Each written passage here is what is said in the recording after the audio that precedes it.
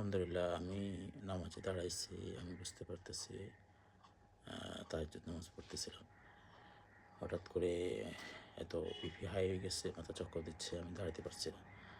তো নামাজও ছাড়ি নাই, জাস্ট এক হাতে ওয়ালটা ধরলাম, পরে একটু রিল্যাক্স হয়ে জাস্ট এই জায়গায় এই এই এই আঙ্গুল এই আঙ্গুলটা ঠিক এখানে দেখবেন আপনার যখন বিপি হাই থাকবে তখন আপনার এখানে ব্যথা করবে, বিপি লো হলেও ব্যথা করবে, হাই হলেও ব্যথা করবে। এই জায়গায় ঠিক এই জায়গায় ট্যাঙ্গেল দেখবেন, যেখানে ব্যথা করে এখানে প্রেস করবেন, দুই হাতে প্রেস করবেন। তো মাশাআল্লাহ আমি এই অ্যাকুপ্রেশার পয়েন্টটা করাতে পায়েরও ঠিক এই জায়গায়, পায়েরও দুই আঙ্গুলের বুড়ো মাঝখানে এই ট্যাঙ্গেলটাতে প্রেস করাতে আলহামদুলিল্লাহ আমার বিপি 120-21 নামে আসছে।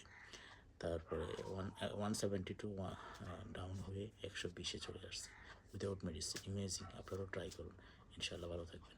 মাশাআল্লাহ দেখুন, বিপি 121, নিচেরটা হচ্ছে 87।